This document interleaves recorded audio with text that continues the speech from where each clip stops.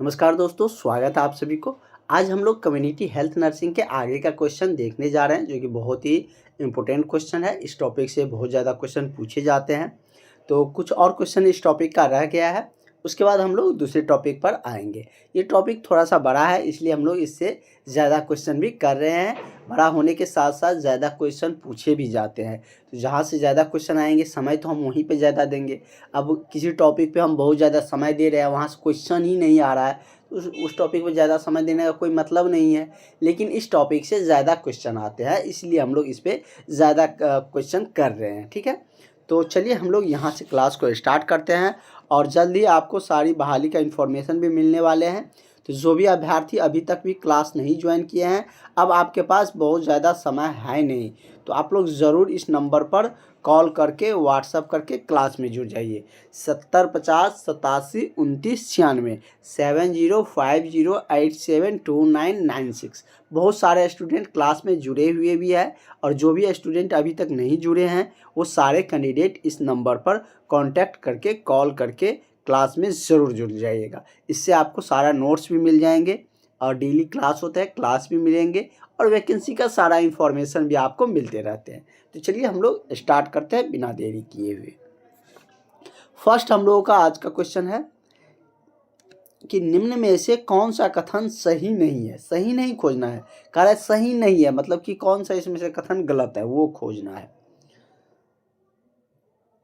कि इसमें से जो कथन कर रहा है वो सही नहीं है, ये आपको खोजना है। जैसे इसमें दिया है कि एवी एड्स से ऊर्जा एवं समय की बचत होती, तो एवी एड्स से तो ऊर्जा और समय की बचत कैसे हो पाएगी, तो ये भी गलत हो गया।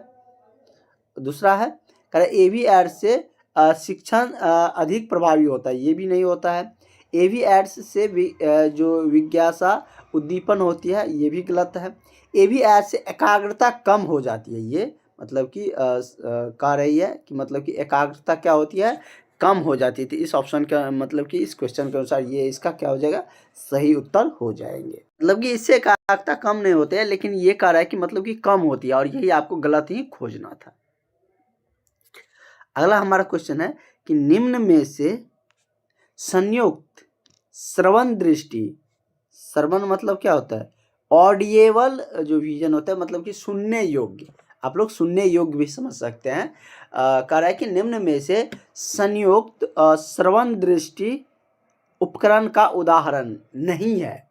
मतलब श्रवण दृष्टि जिससे मतलब कि हम लोग देखते हैं, सॉरी सुनते हैं, श्रवण में सुनते हैं, तो वो उदाहरण, उस उपकरण का उदाहरण इनमें से कौन नहीं। जैसे कि लैपटॉप दिया है, फर्स्ट ऑप्शन आपका क्या दिया है, लैपटॉप।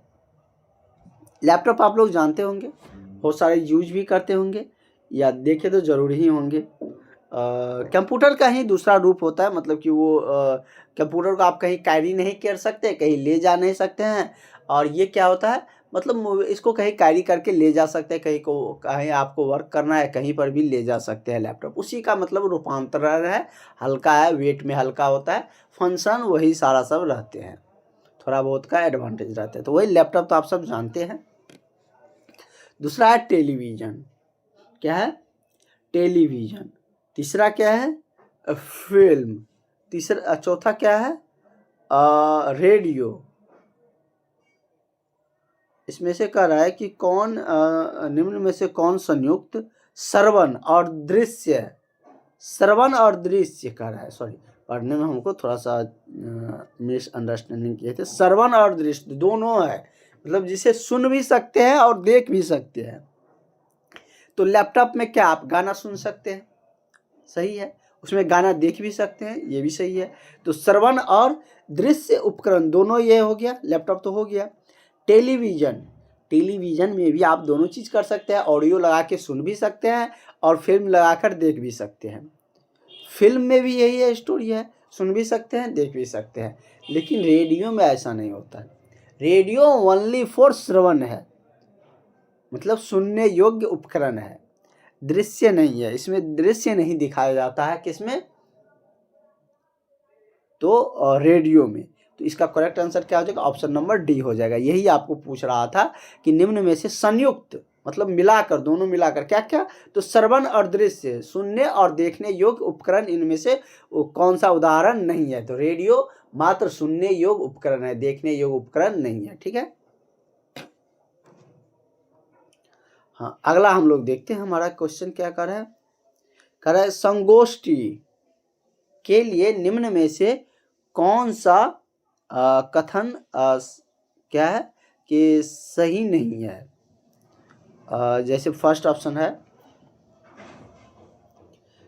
कि इसमें एक चेयरमैन होते हैं, इसमें एक से अधिक इसमें अधिक समय लगता है, सीमित जन समूह ही सम्मिलित हो सकता है, संगोष्ठी के दौरान श्रोता अपनी शंकाओं को स्पष्ट करने के लिए संगोष्ठी समस्याओं का सवाल जवाब कर सकते हैं। तो आपको क्या लगता है यही इसका सही मतलब कि क्या हो जाएगा, इस क्वेश्चन के अनुसार सही उत्तर हो जाएगा। वही आपको खोजना था कि संगोष्ठी के लिए इनमें से कौन सही नहीं है, तो ऑप्शन नंबर डी आपका सही हो जाएगा। थोड़ा सा बड़ा बड़ा क्वेश्चन आएगा तो आप लोग घबराइएगा नहीं, जो क्वेश्चन बड़ा रहता है उसका आंसर बहुत छोटा रहता है, और जैसे जहाँ पर ऑप्शन बहुत बड़ा मिल जाता है तो ज़्यादातर ऑप्शन वही सही रहता है। अब ये नहीं कि सब केस में वही होगा।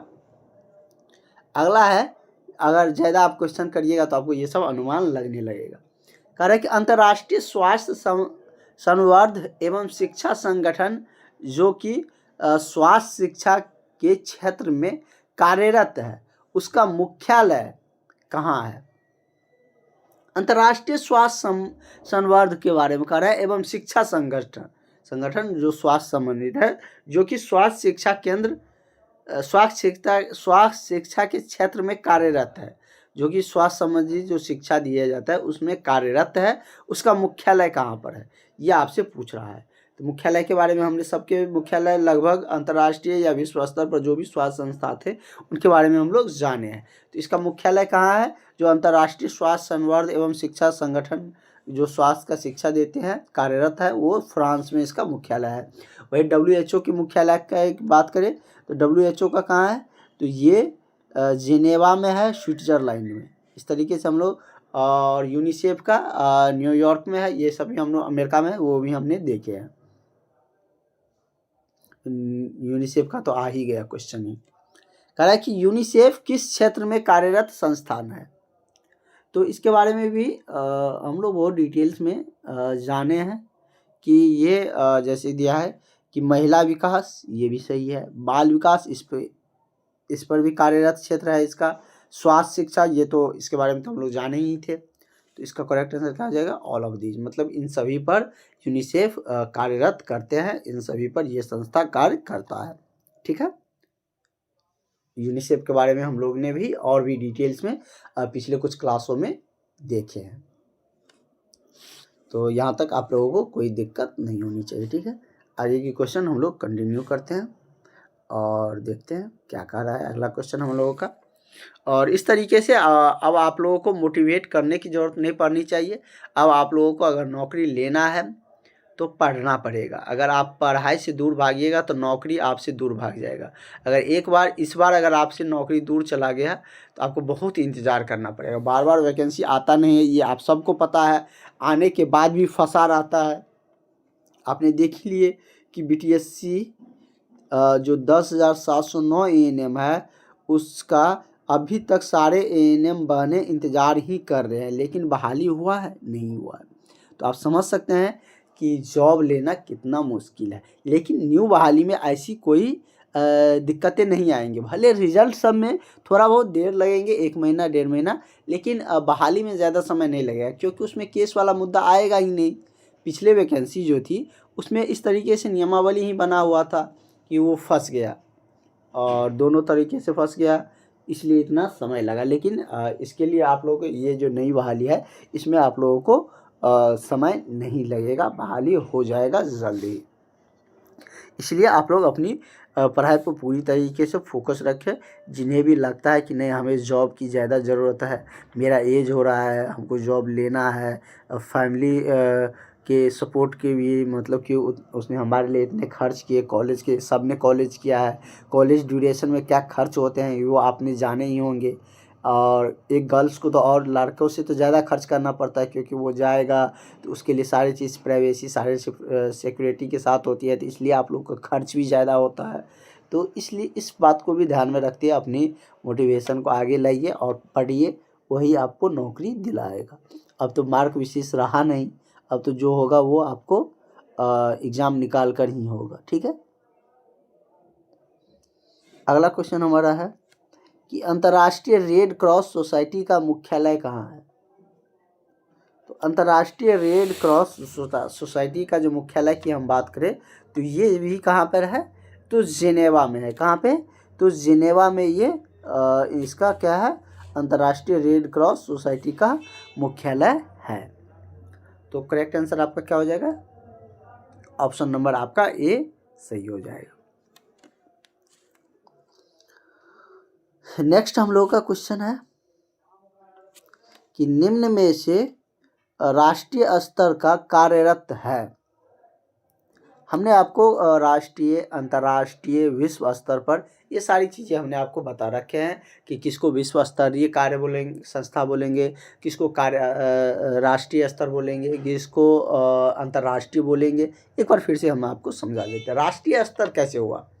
जैसे हमारे देश में कोई कार्य होता है तो हमारे राष्ट्रीय स्तर पर हो गया।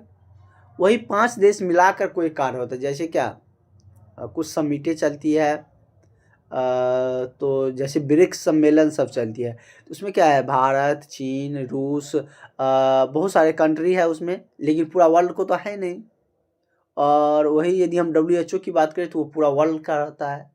जैसे क्या क्रिकेट टीम को क्या बोलते हैं आप लोग? अंतर्राष्ट्रीय क्रिकेट टीम होता है, मतलब ICC इंटरनेशनल होते हैं। इंटरनेशनल मतलब अंतर्राष्ट्रीय स्तर पर, अंतर्राष्ट्रीय मतलब कि कुछ देश उसमें मिला होता है, और विश्व स्तर पर पूरा विश्व का मिला रहता है, और राष्ट्रीय स्तर पर एक राष्ट्र पार्टिकुलर हमारे राष्ट्र या किसी भी राष्ट्र का होता है। ठीक है, तो ये आप लोग समझिए। अब कन्फ्यूजन इसमें नहीं होना चाहिए। जहाँ भी ज़रूरत होती है समझाने की, उस क्वेश्चन में हम आपको समझाते हुए भी आगे बढ़ते हैं।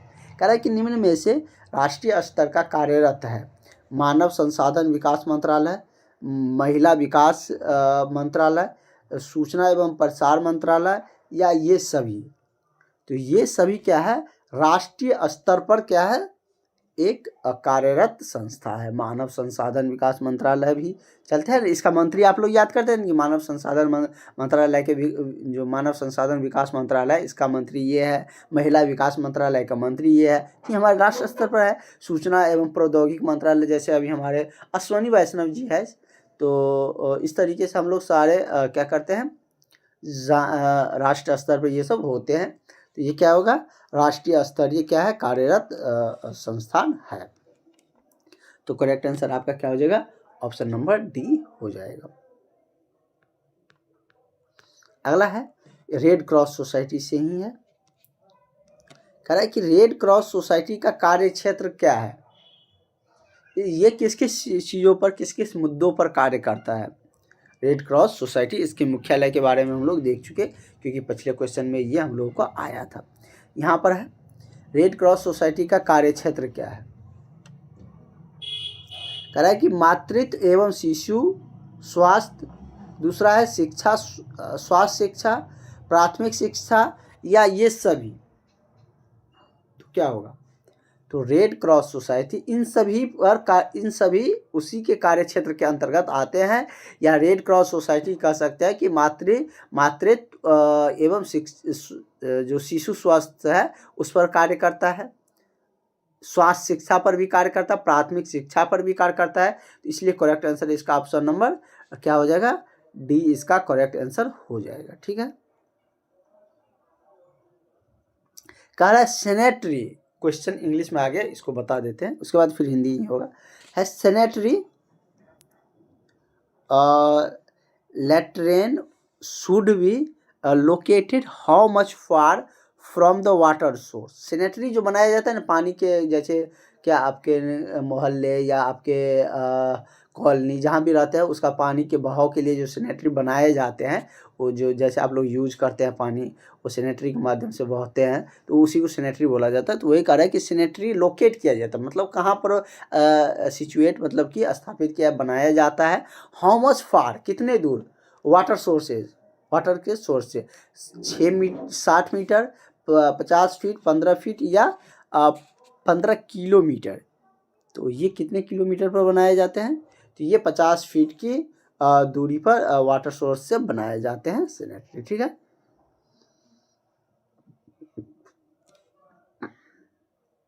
नेक्स्ट हमारा क्वेश्चन क्या है, इंग्लिश हिंदी दोनों में क्वेश्चन है। कह रहे हैं कि निम्नलिखित में से किसकी रक्त में थक्का बनने के लिए आवश्यक होती है। मतलब कि कहने का ये मतलब है कि निम्नलिखित में से विटामिन का नाम दिया गया है, कौन सा विटामिन रक्त में थक्का बनाने का कार्य करता है और किस विटामिन के कारण रक्त में थक्का बनती है और थक्का बनाने के लिए किसकी आवश्यकता होती है, कौन से विटामिन की आवश्यकता होती है। किसी भी तरीके से क्वेश्चन पूछे मतलब आपको पता होना चाहिए कि मतलब कि हमारे शरीर में रक्त का थक्का बना जाता है। ये नहीं कि कहिएगा सर अगर रक्त थक्का बन जाता है शरीर में तो रक्त का संचालन कैसा होता है।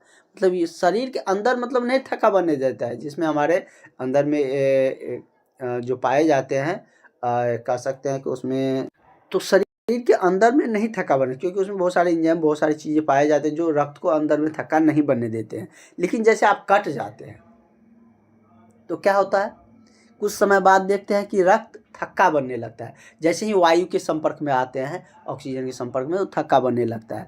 अगर सोचिए अगर वहाँ पर अगर थक्का नहीं बनेगा तो आपके बॉडी से सारा ब्लड नहीं निकल जाएगा। तो ये होता है मतलब कि थक्का बनने का ये मतलब ये वहाँ उस केस में थक्का बनना आवश्यक हो जाता है। तो वो किसके कारण बन पाता है, तो विटामिन के कारण। विटामिन के क्या है, रक्त में थक्का बनाने का जिम्मेदार माना जाता है। अगर शरीर में ज़्यादा विटामिन के की मात्रा हो जाती है तो वो हानिकारक होती है, क्योंकि रक्त का थक्का बन जाएगा तो रक्त का संचार होगा नहीं। ठीक है, तो हमारे शरीर में कौन रक्त का थक्का बनाने के लिए काम आता है, बहुत बार ये क्वेश्चन पूछा गया है। तो कौन बनाने के लिए जिम्मेदार है, तो विटामिन के हमारे शरीर में क्या है, थक्का बनाने के लिए आवश्यक होती है। कौन, तो विटामिन के। तो इस तरीके से हम लोगों का इसका करेक्ट आंसर क्या हो जाएगा, विटामिन के, ऑप्शन नंबर ए सही हो जाएगा। नेक्स्ट क्वेश्चन पे हम लोग चलते हैं। हमारा अगला क्वेश्चन क्या है, कह रहा है कि वह जनसंख्या जिसके स्वास्थ्य की देखभाल एक सामुदायिक स्वास्थ्य केंद्र करता है। सामुदायिक मतलब क्या, कम्युनिटी हेल्थ नर्स जो सेंटर होती है, CHC सेंटर, जिसको आप लोग क्या बोलते हैं शॉर्ट में, CHC centre, community health centre. एक होता था प्राथमिक स्वास्थ्य केंद्र, प्राइमरी हेल्थ सेंटर। तो ये सब हम लोग पिछले जो कुछ स्टार्टिंग जो हुआ था इस टॉपिक का, तो वहाँ पर हम लोग जाने थे कम्युनिटी हेल्थ नर्सिंग के बारे में डिटेल्स में, और उसके बाद प्राइमरी हेल्थ नर्सिंग के बारे में डिटेल्स में। इसलिए आपको कहते हैं क्लास ज्वाइन करने पर सारा मिल जाएगा। तो वहाँ पर हमने आपको बताए थे कितनी जनसंख्या पर ये प्राइमरी हेल्थ केयर बनते हैं, कितनी जनसंख्या पर कम्युनिटी हेल्थ नर्सिंग आते हैं, कम्युनिटी हेल्थ सेंटर बनते हैं। यह वही यहाँ पर पूछ रहा है कि वह जनसंख्या बताइए इस पर जिससे स्वास्थ्य की देखभाल के लिए एक सामुदायिक स्वास्थ्य केंद्र कम्युनिटी हेल्थ नर्सिंग बनाए जाते हैं। तो ये कितनी जनसंख्या पर बनता है, तो ये 80 से 1,20,000 के बीच में, या अप्रॉक्स 1 लाख दिया रहेगा। अगर एवरेज में दिया है तो इस तरीके से दिया रहेगा 80 से कितना, तो 1,20,000। अगर दोनों को एवरेज है तो दोनों क्या करते हैं, जोड़िए 80,000 और 1,20,000 कितना होगा, 2 लाख हुआ। इसको 2 से भाग दीजिएगा तो कितना होगा, 1 लाख होगा। वही 1 लाख पर बनाया जाता है, या एवरेज के टर्म में रहेगा। तो 80,000 से लेकर के 1,20,000 के बीच में जनसंख्या है, तो वहाँ पर क्या होता है, एक कम्युनिटी हेल्थ नर्स सेंटर बनाए जाते हैं। ठीक है, और कमेंट में आप लोग बताइएगा प्राइमरी हेल्थ सेंटर कितने पे बनाए जाते हैं, क्योंकि हमने स्टार्टिंग में वो बताए हुए हैं, बहुत डिटेल्स में बताए थे। उस पर बहुत सारा क्वेश्चन हम लोगों को वहाँ पर देखने को मिल रहे थे। अगला क्वेश्चन आपका है, वह मच्छर जो पानी के अप्राकृतिक संग्रहों में पैदा होता है, कह रहा है इंग्लिश में है, the mosquito that beds an artificial collection of water. जो अप्राकृतिक मतलब आर्टिफिशियल जो बनाए गए पानी है उसमें जो संग्रहित होते हैं, तो उसको क्या बोलते हैं। जैसे क्या, आर्टिफिशियल अप्राकृतिक संग्रहित पानी का मतलब क्या हुआ, जो पानी के अप्राकृतिक संग्रह है उसका मतलब क्या हुआ। जैसे AC हो गया, एसी सब जो चलते हैं तो उसमें आप देखते होंगे थोड़ा पानी टपकने लगता है, वो सब पानी जमा हो जाता है। कूलर सब में भी जमा हो जाता है और भी बहुत सारी चीज़ों में जमा हो जाते हैं। तो वो सब क्या वहाँ पर जो मच्छर वो सब क्योंकि जमा रहता है तो उस पे क्या होता है ज़्यादातर ये सब मच्छर वहाँ पर पनपते हैं। तो वही आपसे पूछ रहा है वहाँ पर कौन से मच्छर पैदा होते हैं, कौन इस संग्रहण में पैदा हो जाते हैं जो कि अप्राकृतिक पानी जिसको कहा जाता है। तो वहाँ पर कौन से मच्छर का पैदावार ज़्यादा होता है या वहाँ पर कौन सा मच्छर फैलता है, तो एडीज मच्छर। कौन सा मच्छर, एडीज मच्छर, जिससे क्या होता है डेंगू बीमारी होते हैं। क्या होता है एनाफिलाज, जो एनाफिलीज मच्छर होती है इसके काटने से भी क्या होता है मलेरिया होता है। क्या होता है, इसके काटने से मलेरिया होता है, ये आप लोग ध्यान में रखिएगा। इसके काटने से मलेरिया होती है और इसमें भी कौन, एनाफिलीज मादा मच्छर के काटने से। और एनाफिलीज जो पुरुष मच्छर होता है वो बहुत ही शरीफ माना जाता है। कहने का मतलब कि वो सिर्फ फूलों पर ही बैठते हैं, उसी का रस चूसते हैं, मानव का खून नहीं पीते हैं। लेकिन जो मादा एनाफिलीज मच्छर होता है क्योंकि इसको प्रजनन दर को बढ़ाना रहता है मादा मच्छर को, इसलिए वो मानव शरीर से या किसी जंतु से क्या होता है ब्लड लेते हैं और इसी के कारण उसमें क्या होता है एनाफिलीज के कारण से मलेरिया फैलता है और एडीज मच्छर से डेंगू फैलता है। और ये सब अप्राकृतिक जो पानी का संग्रह होता है वहाँ पर पैदा इसका ज़्यादा होता है एडीज मच्छर का। ठीक है, इसलिए आप लोग शहर में सुनते होंगे कि ये डेंगू बीमारी सब मच्छर के काटने से ज़्यादा मृत्यु लोगों की होती है। गांव में इसकी समस्या बहुत कम होती है, जबकि गांव में ज़्यादातर पानी का रुकावट होते हैं, ज़्यादातर मच्छर होते हैं। कभी आपने गांव में रहे होंगे तो आपने सोचे होंगे कि इतने सारे गांव में मच्छर रहते हैं लेकिन बहुत कम संख्या में ये सब होते हैं, शहर में इतनी ज़्यादा क्यों होती थी। यही कारण है, अप्राकृतिक जो पानी का अप्राकृतिक संग्रह होती है उसमें ये एडीज मच्छर का ज़्यादा होता है या होता है। ठीक है, तो करेक्ट आंसर आपका क्या हो जाएगा, ऑप्शन नंबर आपका सी सही हो जाएगा। ठीक है, और यहाँ से हम लोग कल के क्लास में क्वेश्चन को कंटिन्यू करेंगे। तो आगे की क्लासेज आप लोगों को फर्दर मिलते रहेंगे और डेली बेसिस पे। और जो कैंडिडेट अभी तक क्लास नहीं ज्वाइन किए हैं वो सारे कैंडिडेट ज़रूर क्लास ज्वाइन कर लीजिएगा। आगे की सारे इन्फॉर्मेशन क्लासेज आपको टाइम टू टाइम मिलते रहेंगे। ठीक है, तो हम लोग मिलते हैं नेक्स्ट क्लास में। फ़िलहाल अभी तक के लिए और भी जो जानकारियाँ होंगे और जो भी अभी तक क्लास नहीं ज्वाइन किया है वो सब फटाफट क्लास ज्वाइन कर लीजिएगा, आपको क्लास से निश्चित ही फ़ायदा होंगे। ठीक है, तो मिलते हैं हम लोग नेक्स्ट क्लास में। फ़िलहाल आज के लिए इतना रहने देते हैं। Thank you for watching.